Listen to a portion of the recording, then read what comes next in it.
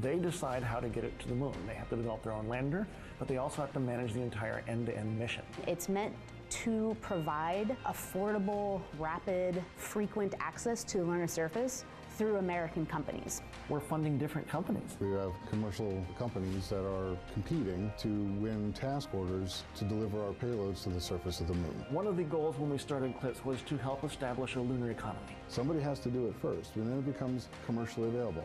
Then they're able to crank them up. Then they're able to make it more affordable. And so the lunar surface is just the next frontier for a commercial environment. But we had to acknowledge up front, all the way through the highest levels of the agency leadership, that some of them will fail. These missions may not be as successful as a traditional NASA mission. We have accepted the risk that going through this innovative approach with these commercial companies, that there could be some failures. Some of them are new companies. None of them have ever successfully landed on the surface of the moon. So they're going to learn lessons. We need to give our vendors the opportunity to learn. And so that'll help ultimately buy down our risk as these companies learn, okay, what does it take to actually build up the lunar lander, integrate payloads, get to the lunar surface and land safely? They've been able to demonstrate that they have very, very good technical depth and the ability to design and execute missions. We're willing to take more shots on goal. We aren't risking human lives. And in the big picture, if we're flying missions at 1/10 of the cost of a NASA mission and we fail 2 of them, we still get 8 missions for that same price. Even with 1 or 2 or 3 failures, this is still a very economical proposition. It's a risk posture which is more risk tolerant than NASA is accustomed to. There's not a single one of these companies that's willing to bet their mission on a coin toss. Every one of them is doing what they can in order to have the most successful mission possible. But the important thing to realize is that risk tolerant does not mean risky. And the rewards are a long-term ability to get payloads to the moon inexpensively, frequently, and rapidly. We want science, so we can then put more of our resources on even more science, exploration, and technology payloads and get more of a return on investment when we get to the moon. CLPS provides tremendous benefit across the scientific and economic communities. So there's a lot we'd like to learn about the moon to help human habitation and prepare us for missions to Mars and beyond. So the moon is the first step. We are coming up on just about 22 minutes from Athena's planned lunar landing attempt. Let's take a live look into Nova Control. Josh, can you tell us what's going on right now inside your Mission Control Center? Well, flight controllers are all monitoring Athena's flight data in near real time. That means Athena is sending data from nearly 250,000 miles away to ground stations contracted by Intuitive Machines across the globe and into Nova Control. The mission director and landing system experts are looking at a screen called the Deorbit Descent and Landing, or DDL screen. It's used primarily while Athena orbits the moon through to landing. That same data flow is being interpreted through a video game engine to create what we call the viz that you see on your screen right now. Well, we have made some improvements to increase the fidelity and reliability of the viz. We expect to keep it up for you during the landing, although the last few seconds may be an estimation of what's happening, as Athena may lose communications contact, particularly when she pitches over right before vertical descent. Right now, looking at the viz, it shows Athena approximately 15 kilometers above the lunar surface, so we're getting close. Now, when the lander makes it down to about 10 kilometers, we expect Athena to continuously fire her main engine, throttling down until softly landing on the lunar surface. And Leah, that final burn is called Powered Descent Initiation, or PDI. Athena must slow down by about 1,800 meters per second, which doesn't mean too much until we typed it into Google. That's about 4,000 miles per hour. That's because she's approaching her landing site coming down from orbit, so she has a lot of lateral speed. You can think of PDI like hitting the brakes on your car in order to make a safe turn. But in Athena's case, that turn is moving into a vertical upright position to start descending down to the lunar surface. PDI should be starting here just in about 6 minutes, I believe. Leah? The teams here in Nova Control have been working diligently over the past 7-8 days to take us this far. Now, again, only 15 kilometers above the lunar surface. We're following the countdown to Athena's landing attempt, but for now, we're heading back over to Tony Hadamia, who is standing by with NASA's acting administrator, Janet Petro. Tony? Thanks, Leah. It's always an honor to be joined by NASA leadership, and joining us now is Acting Administrator Janet Petro. Janet, we're getting, 20 minutes until landing. How are you feeling? I'm feeling super excited. I got a little nervous, fingers crossed, toes crossed, but looking forward to it. Absolutely. I have everything crossed too. Can you tell us a little bit more about the challenges of landing on the moon, especially for these uncrewed robotic spacecraft? Yeah, so even, you mentioned these are uncrewed, but even back in the Apollo days, the 7 times we landed on the moon, it was very, very challenging, required a whole bunch of simulations and demonstrations to get that right. And so for the uncrewed, so each lander is unique, so each is developed differently, and the harshness of the environment with no atmosphere, the dust that's going to spring up when it lands, all these conditions make it really, really hard to do it right and get it right. And so one thing I found from the Firefly from last week, all these companies know how hard it is. Their own technology, they've got to have precise propulsion and navigation systems to get them right down on the surface, and it's all automated. We're 238,000 miles away from Earth, so there's no real-time control, so that the systems have got to work perfectly together. So these companies, that they support each other, and I started to say we were at Firefly, and several of the other companies sent them in coffee and donuts because they know how stressful it is for the team as they're coming in for a landing to make it, and hopefully it'll go right. But it is really, really hard to make sure that all the systems are working seamlessly and perfectly, and that as they get closer and closer to the lunar surface, that the rugged terrain that they're about to land on, it all works out. And the South Pole is increasingly challenging with the very, very deep craters that are there. The low level of light and the angle of the sun make that even more challenging. So it's harsh. It's harsh. It absolutely is, and it's just even more impressive when the teams then are able to land, well. Janet, can you tell us how these commercial then lunar flights that are part of the agency's CLPS initiative, how are they helping us then in our own Artemis missions when we send humans back to the moon? Yeah, so I consider them part of the way bigger Artemis missions as we're going back to the moon and then on to Mars, that we talk about all the time. And so CLPS, the Commercial Lunar Payload Services, I just think it's a brilliant partnership between NASA and innovative companies to come up with their own concepts and ideas and help put forth science and instruments earlier than we're going to be able to get humans on the moon. And we'll be able to learn a lot from these instruments and payloads that we're deploying. Things like, the water ice. Maybe we can find some water ice.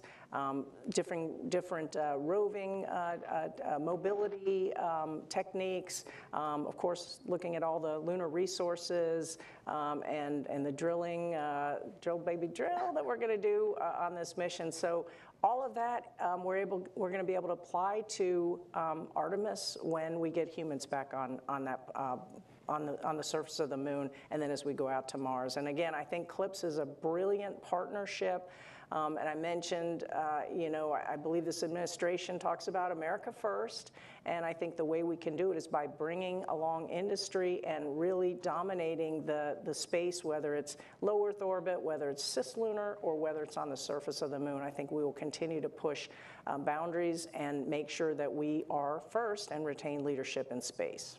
A lot of exciting science ahead. Janet, thank you so much for joining us today. Now we'll send it back to Leah and Josh.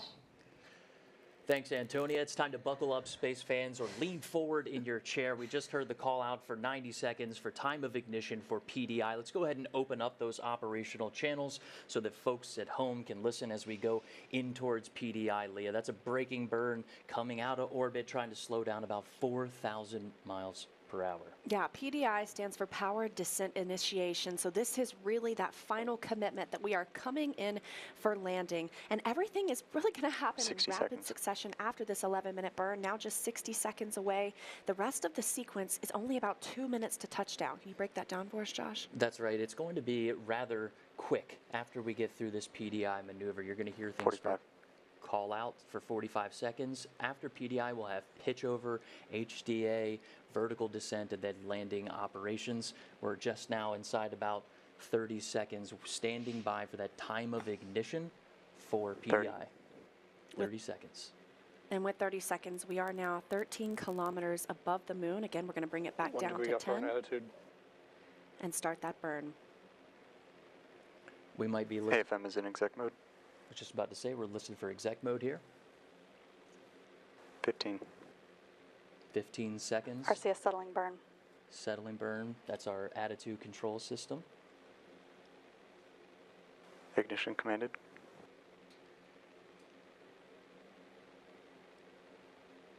Ignition and main stage. All right, let's go ahead and start our stopwatches here. Leah. Cameras are running. We'll be listening for that max thrust. AFM mode is breaking 1. Chamber pressures look nominal. Good calls. They're not going in at 100% here, Leah. They're Good going in about 90% in case they need a little bit more oomph on this braking burn. Again, this is about Good control.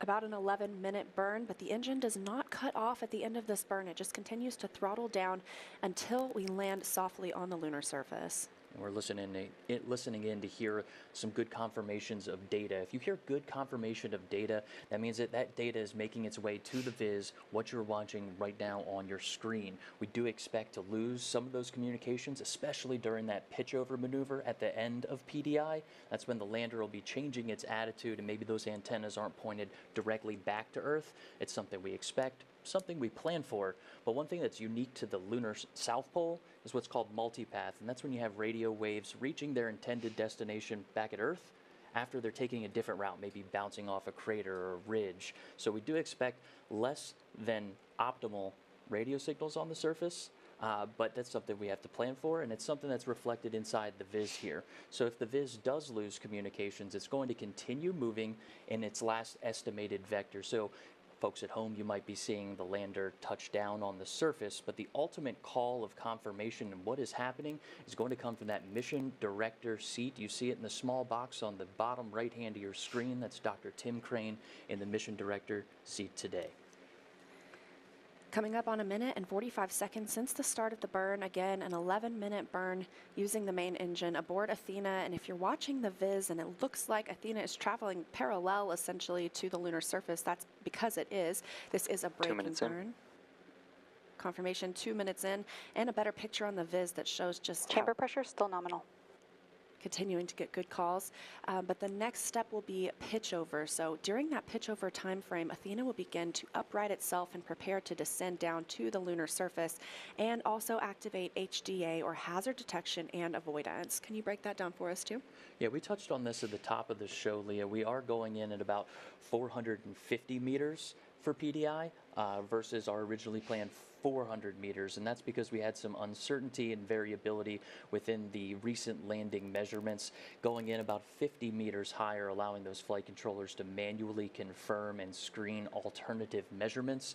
But we do expect that our estimated landing time will stay closer towards that estimated 11:30 Central Time. That's 12:30 Eastern. And right now we're standing by, just about to hit 3 minutes into this burn. We're listening for 3 minutes in. There it is. How about that? And we're listening in to hear for things about how many kilometers uprange we may be. We know this braking burn will continue to happen until about 2 kilometers from our intended landing site. Now that intended landing site is where Athena... Still processing good depause. Hey, that's a good call. All right, folks at home, that depause is that delta position, meaning the lander is taking pictures in flight, and she's comparing those two pictures together to determine how much have I moved and figure out how fast did I get there in order to affirm that Athena's going in the right direction, making the right moves going forward. Another good thing about depause, we're getting good comm. So on your screen at home and you're looking at the viz, you're looking at, what is this, about 16 meters. That may be off, about 16 meters. We'll stand by for a call out to confirm maybe altitude as well as distance to the landing site. But if they're getting good depause, they have good comm. Again, we do expect, plan, and train for a loss of comm right around the pitch over time frame, and maybe also as well as we descend towards the lunar surface, making sure that our radios and antennas are in the right config. 490 seconds left in the burn. 490 seconds left in the burn. That's code for, we've been burning for about 4 minutes, Leah. We'll stand by to try to get some more data and call-outs here, maybe some kilometers up range, as well as the mixture ratio, trying to figure out the vehicle's performance, that mixture of liquid methane and liquid oxygen going into the engine. Let's take a second and listen in to flight controllers here. GNC 174 acknowledged. It's a different mode inside of the guidance, navigation, and control software called out from Michaela Landivar, if I'm not Chamber mistaken. pressures and temperatures still nominal. Nominal temperatures. This 450 seconds left in the braking. 450 seconds left in a braking. 5 minutes in. Code for 5 minutes in.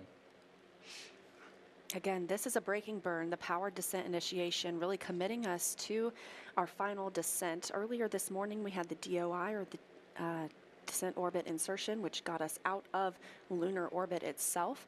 And since then, Athena has been completely autonomous. So, Josh, is there anything right now that flight controllers can still command on the spacecraft? That's a good point. I mean, there is an autonomous process that is bringing Athena from descent orbit insertion, triggering powered descent initiation, and then through to the lunar surface. Flight controllers do have a few options to manually intervene. We talked about allowing a little bit of extra time with that additional 50 meters for 400 PDI. seconds left in braking. 400 seconds left in braking. We're almost up on 6 minutes inside of this burn.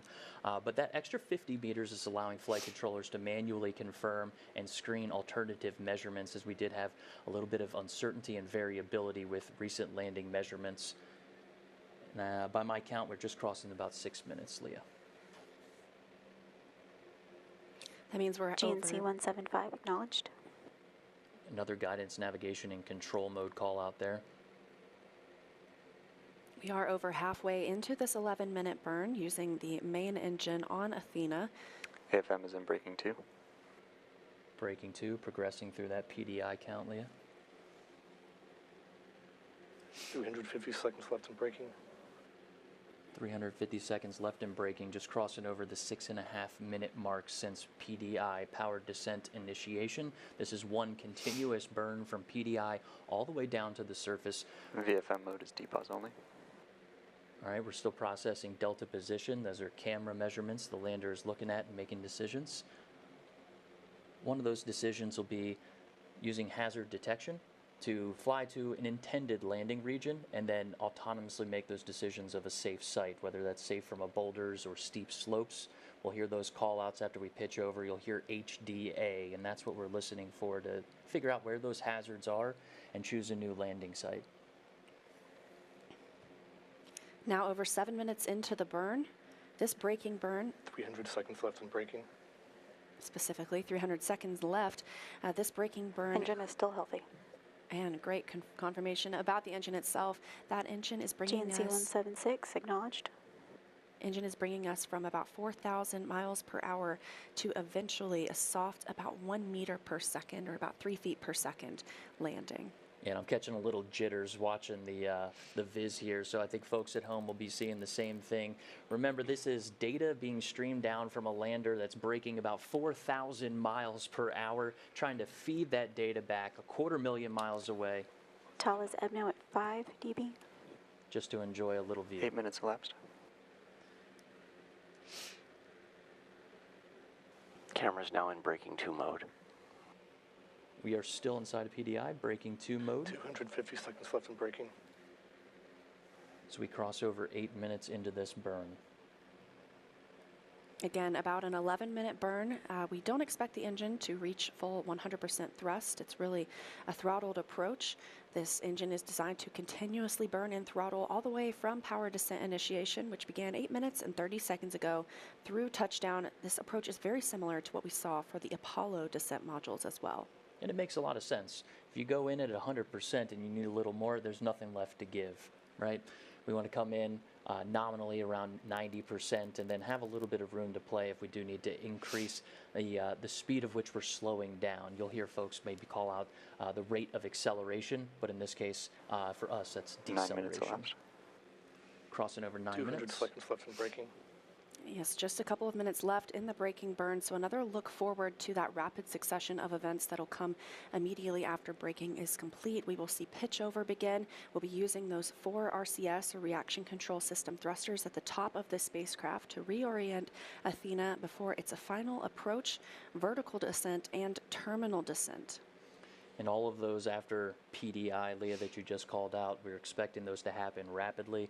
We can kind of sit back and let flight controllers really get into what's happening. We'll take a few chances in between to help. There's a LOS on one of the radio systems, again, expected as we get in towards our pitch over maneuver. Some jitters on the viz. Quasonics still showing good data. That's a second radio. So the first one, good data on Quasonics. the first one we heard a loss of GNC signal. 177 acknowledged. The second was a confirmation that the 10 minutes second in. radio, we still have signal. So it's good signal, good data, good viz, and we're watching the show here along with the folks at home. 10 minutes into the burn, so expecting just about a minute more until the end of this braking maneuver.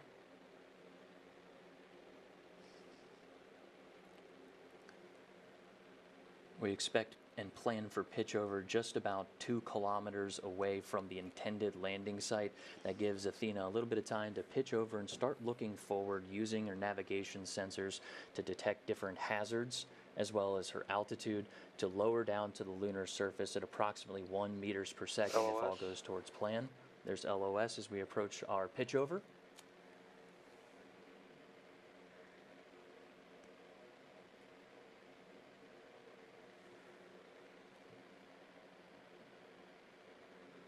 All right, we're approaching 11 minutes into the burn. Local time is 11:26. AOS on Quasonics. 11 minutes in. 11 minutes in, we heard another call out that we're up on Quasonics. That's a radio system. It's 11:26 local. I'm looking at a pitch over time at 11:27 in about 52 seconds. So we are coming up over to the pitch over, where we expect to have some loss of comms. Earlier we talked about multipath. That is very unique to the lunar South Pole, where our radio signals are using multiple ways to get to the same destination, whether that's from bouncing off the harsh terrain or some different polarity issues down there on the South Pole. We expect to have a weaker than normal signal, but we still want to make sure we get that confirmation, Leah. As part of that confirmation, we're going to safe the vehicle, figure out the status there, and then start working on pictures after everything's safe. Maybe around 2 hours after landing, we can cherish that photo. LOS on Quasonics. There's that loss of signal on one of the radio systems as we approach 12 minutes into PDI. Again, the engine will continue to fire, albeit it will continue throttling down as we approach the lunar surface. And a reminder, the viz is a simulation based on flight data, but if we do lose contact with the lander, which can be expected based on the conditions at the lunar South Pole, we will continue to see projected data on this visualization. And we're approaching G as in ground to 2 minutes. We expect to drop this clock here in 2 minutes and take all of our commands from inside of Nova Control. The bottom right hand of your screen, that's Dr. Tim Crane, our co-founder and Chief Growth Officer, also sitting in as Mission Director for landing this IM-2 mission. Standing by for the latest information. Let's wait one.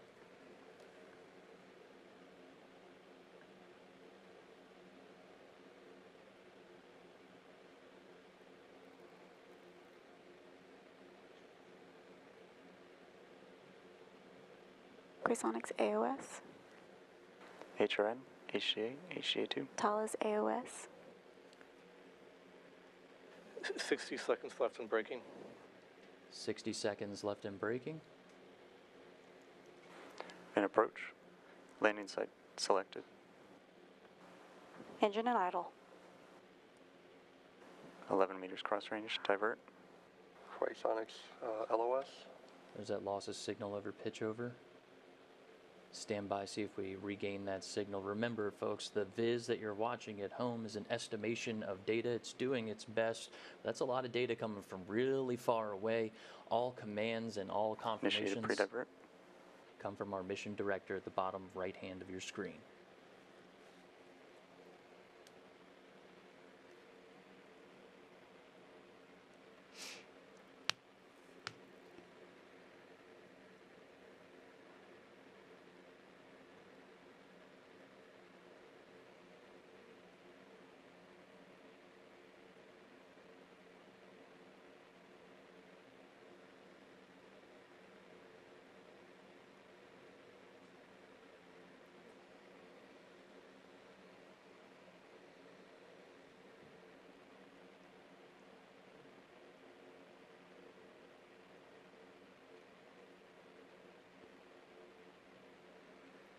Again, we are standing by monitoring the viz just as you are at home, along with Nova Control.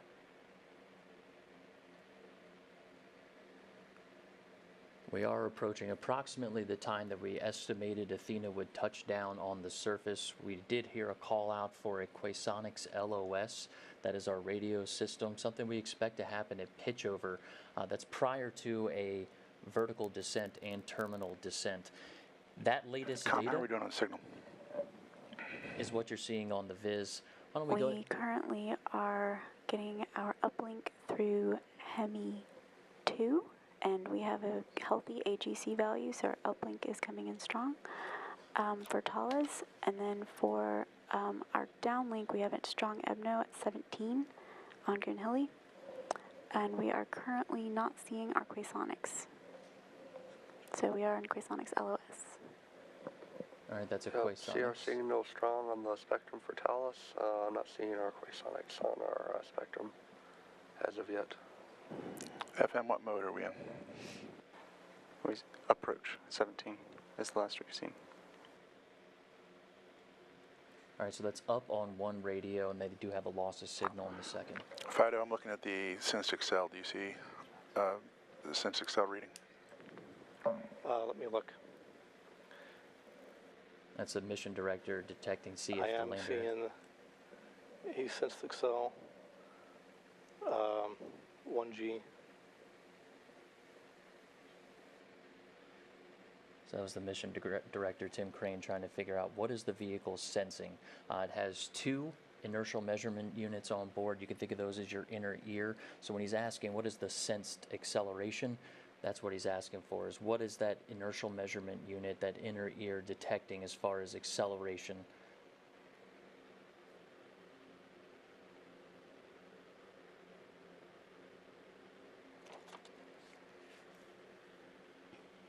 Again, as we've mentioned, the viz here is just an interpretation of landing. Yeah, let's go ahead and stay on Nova Control. Looks like the viz is hovering. We can't. Prop, what are you seeing on the engine? The engine is still in idle at min thrust. We are still seeing chamber pressure. So we're getting good data. We heard that we have one radio up, one radio loss of signal. We just heard that we have. I'm seeing guidance to solution for time to go as increasing, just indicating to me that it is the onboard nav state is not decreasing in altitude.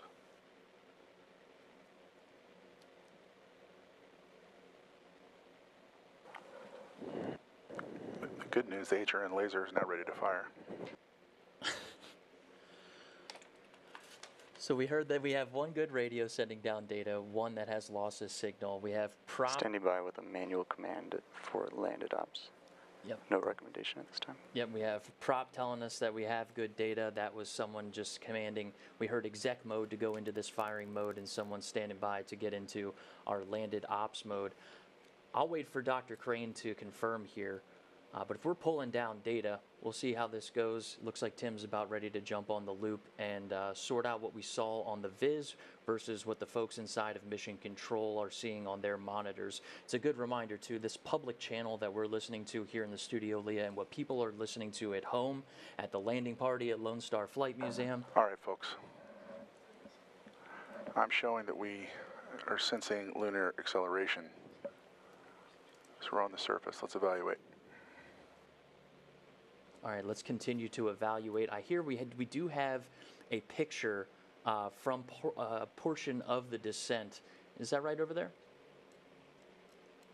All right, so that's a picture during braking, about 10 kilometers up from the lunar surface that we do have while we wait for a little more information. We can confirm the engine is still running and therefore needs to be upright. If we were in a different configuration, the engine would have snuffed. Okay, so we have confirmation, I believe that was from Con, that says the engine's still running. This picture you're looking at, the 10 kilometers up during that braking burn, that powered descent initiation, that long burn that brought us 4,000 miles per hour braking burn. Incredible shot. Yeah, that's there. what I'm saying as well. All right, there's another view there. Looks like from this panel we're looking at the garage, so that's Lunar Outpost Map rover inside of that square right there, Leah. And this looks like it's probably about the same altitude, maybe about 10 meters above the surface. And one more here for everyone. It's about the same altitude there, maybe a little bit more exposure, but these Camera's still running in HRN mode. These photos came down for us just a few moments ago. Wanted to share those before we jump back into mission control as flight controllers are looking at this dynamic situation and learning. Yeah, go ahead and put us in landed ops. It looks like we're down. We need to evaluate that situation, and I'd like to get a picture. As they say, picture it didn't happen. Hello, so Dr. Crane's onto it right there. A couple things here, Leah. FM3402 was acknowledged. AOS on Thales. What we're hearing in our ears and what folks at home are listening to are not the Mode only 20 landed channels ops. Check your systems. that mission Engine controllers shutdown. are working on. It's an engine shutdown notice. We'll see what comes out of this.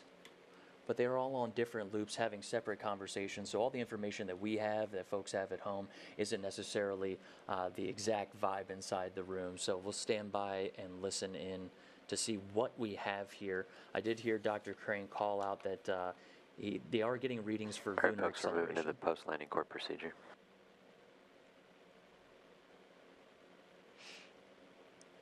All right, Spark, I'm going to start shutting some stuff off as soon as we can.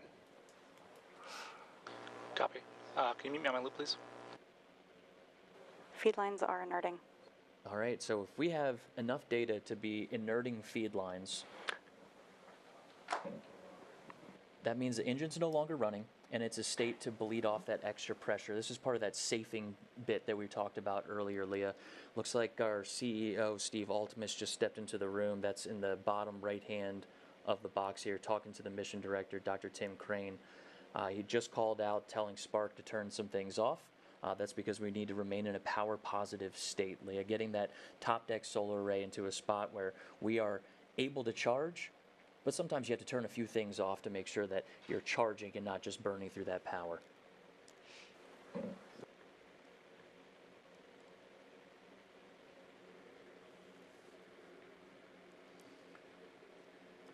All right, by my countdown clock, it's been about 22 minutes since we started that PDI, Leah. And again, we were anticipating landing at about 11:31 a.m. Central Time, 12:31 p.m. Eastern Time. It can get tricky with communications on the lander when you're in a... Prop, do we have insight to tank pressure if we turn off the Mogies and the Iggies? We would, yeah. All right, that's code for the... If you turn off Mogies, then we cannot inert or vent the tanks. Yeah. We can bring them back up though, right? Yes, How are my pressures? they're low at this time. Okay, turn off the Mogies and the Iggies. Going. Could we turn everything off except the vent valves? Yes. That would be everything except MV-103 and MV-303. All right, all this activity is regarding the lander's propulsion system. They're going through deciding on how to vent it. We heard two things there, Leah. We heard Mogies and Iggies. That's our motor engine gimbal system, right? And our Iggies are igniter. So they're working through the process of safing this engine. At the top of the show, we talked about the priorities after touchdown, and being safe was first, followed by pulling down some health status information, and then images. And then just about 3 minutes ago, we heard Dr. Crane go ahead and say, FM3403 acknowledged. we'll prioritize images.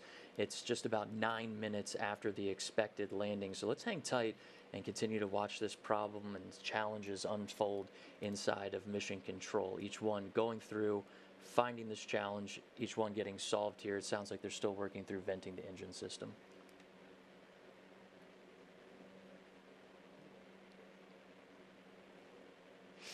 Let's power off the Quasonics until we get a handle on what antenna we're going to pipe it through. Copy. Quasonics is currently in idle mode. Good enough, thank you. Quasonics, that's our radio. There's two radio systems on the lander. It sounds like when we talk about that vehicle health status, we heard some things for prop. Vehicle health status includes being in a power positive state. Spark 636 acknowledged. So we are communicating, commanding the lander, and getting acknowledgments back that the lander is behaving as expected. So putting those things together while we wait for confirmation from Dr. Crane, we have an engine that is shut down.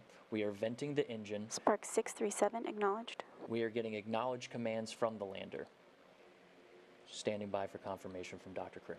And just a recap of some of the timelines so far today, we had power descent initiation start about 25 minutes ago. FM3406 acknowledged.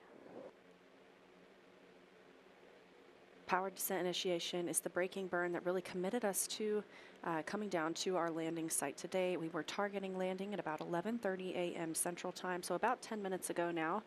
Again, still just standing by for some confirmation from the teams in Nova Control, and hopefully a picture that shows the status of Athena on the lunar surface. Landing site today is Mons Mouton. It is the furthest south target for any landing up into this point. And pretty credible images we just went through. You know, for those to come down during Spark 638 acknowledged. During that landing sequence, showing during that deceleration burn, just about 10 meters, I believe that was, over the surface for those images. See who we have in there. Yep, down towards the bottom right-hand side. Spark 639 acknowledged. Of your screen, we keep hearing those acknowledgments of the vehicle receiving our commands as we stand by for the real deciding factor here. Never a dull moment, Leah. We did hear that they were going into Spark 640 acknowledged. Commanded landed ops. So can you walk us through some of what that means? I know that includes safing the engine as well. Right, so there's different modes that we need to command, right? At the beginning of PDI, we hear the command for exec mode, all right? Spark 641 acknowledged. That's executing the burn maneuver, right? When we switch over into landed ops, it's a different setting on the lander in order for us to go through those steps, safing the vehicle first and foremost, that liquid methane, liquid oxygen engine. Yep, bring it down. Also, FM, I'd like a recommendation on whether or not we keep Talos 1 up or if we bring it down. It's going to be a decision on up and down for radios based on Yeah, bring it down for now. We're taking the same pictures. I would not recommend powering down Talos.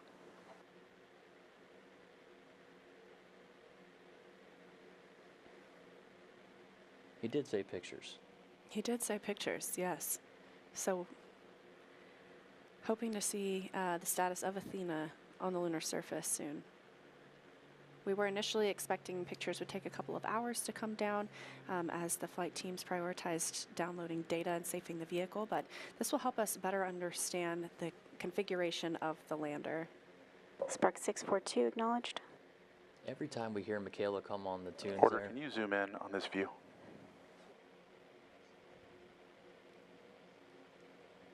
Actually, give me the spacecraft view. Spark 644 acknowledged. Getting all these acknowledgments coming through. No, take task down. All right, we're going to see here. Looks like Tim's Star got a good tracker's spot. down. Keep powering down things that we're not using anymore. Mission director looks like he's looking up at the screen. Maybe they're looking at a little bit of data that we do not have in front of us. Still standing by for confirmation. But we've heard a few steps go through the process, venting the lander's system, hopefully pulling down data inside of mission control, confirming Athena's status on the surface. And then finally, it sounds like we've heard a couple mentions of pictures. We've shown a couple from that descent stage. And we're just going to keep standing by, looking into Nova Control here in Houston, Texas, just down the street from Johnson Space Center, to find out the situation inside of the IM-2 mission with Athena's touchdown. Again, that was about, nominally, the touchdown time is about 14 Spark and a half 645 minutes ago. acknowledged. Still in contact with the vehicle right now. We know the vehicle has shut down. Its engines are powered down. We are getting acknowledgement transmissions to the vehicle. All right, team. Keep working the problem. We're shedding power as fast as we can to keep the vehicle in good health. We are generating power.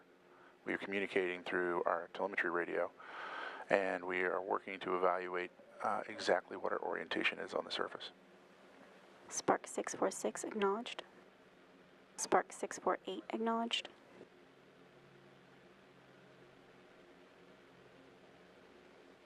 So good confirmations there, right?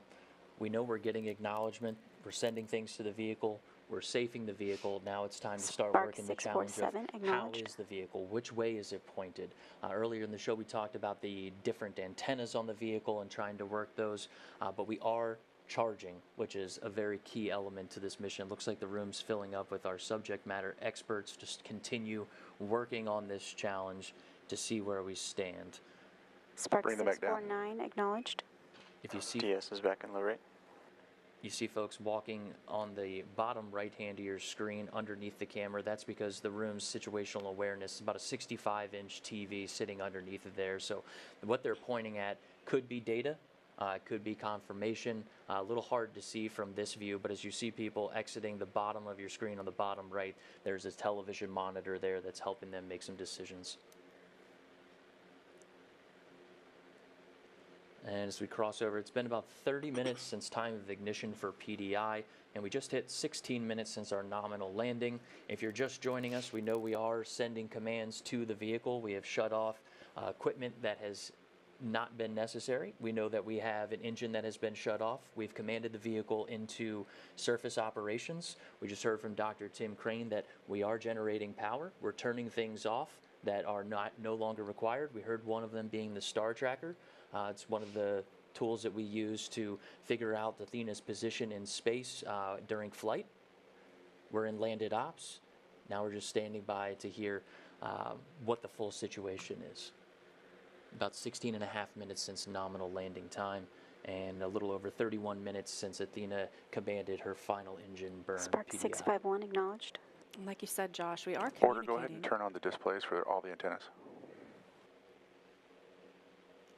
We're Okay, so communicating. you're going to see everyone looking up at the screen here. So when they're calling back to order, that's actually Spark 652 in the acknowledged. back left of the bottom right monitor. They're changing screens inside the room, situational awareness, television up front, right in front of the mission director. You just asked to pull up the antenna configurations, trying to figure Spark out 653 acknowledged. which one's pointing back toward Earth, which might be the best one to use. Towards the top of the show and during PDI, when things got a little spicy, we talked about multipath, Leah, and that's something that we expect to happen on the South Pole. It's something we learned from during IM-1, quite frankly, with Odie. Being on the surface and radio waves taking multiple paths to Spark get to the same 654 destination.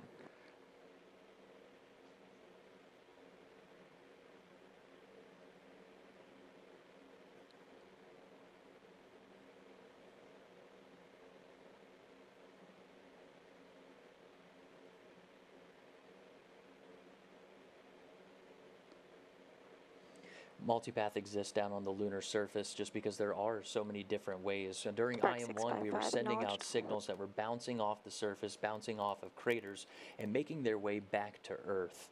We took I think it was a Saturday and a Sunday. Mentioned Leah, Odysseus ended up breaking a leg and then laying down gently on the surface. But that communications does create a problem between multipath and learning about those things. Inside of Intuitive Machines' Lunar Data Network, it's comprised of ground stations all over the globe. The largest Spark, one of that's them good work being so far. What else we got? the largest ones down in Australia. That is the Parkes Observatory. They call her Miri Yang down there, but that really is what helped us pick up those weak radio signals for IM-1. That's not the dish we're on right now, but it seems like we do have a great connection from the vehicle. I believe that dish we're using right now is GHY6 in Goon Hilly, but I don't have that confirmation right in front of me. AD, this is Prop. Can you confirm what is getting powered down? Everything we can right now, Prop. Copy. They're powering down these systems aboard the lander because it does take quite a bit of energy to land, but we did hear good confirmation that we are also generating power. Yeah, all these commands that are going to Spark. Spark is code for avionics, right? It's where our power is being allocated on the lander. And we've heard a lot of confirmations of things being turned off. We heard Dr. Crane say we are generating solar power. At last check, we heard Mission Director call out to look at the antenna configuration on the room's situational awareness model screen, and we're still standing by to see where this is going to go.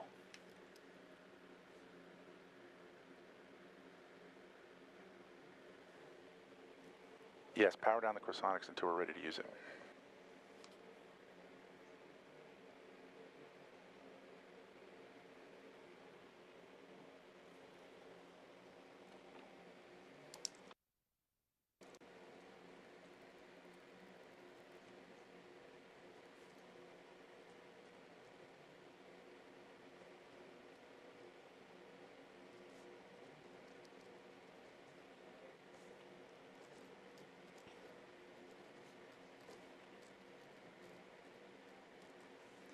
It's about 20 minutes now since our intended landing time today. Again, we were expecting that around 11:30 a.m. Central.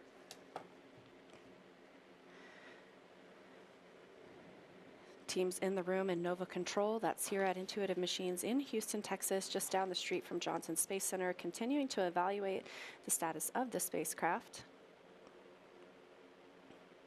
Continuing to communicate with the spacecraft itself. And just waiting for potentially a photo that would help us confirm its orientation. I'm just going to wait one and listen in for a couple cues coming into the studio here. Bear with us, folks.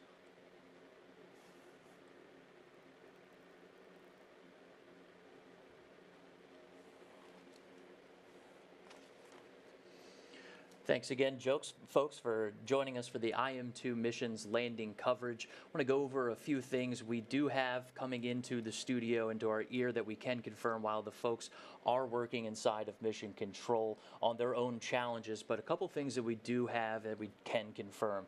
Athena is on the surface of the moon. The team is going through the process of powering down systems that are not required. We heard the mission director call out that we do have solar charging, so we continue to hear them in our ear that they're turning off different systems that are not required. We are working to figure out the orientation of the vehicle, which is important because those are our antenna systems that will determine how much signal we're going to have and when we can start bringing down things like vehicle health data and other images that can help us to confirm. But we are communicating with the vehicle. We've heard throughout our intended landing time, through now different call outs, making it to the vehicle. We have direct communications contact, and we would tend to bring out some more information as we continue to assess this dynamic situation inside of Mission Control.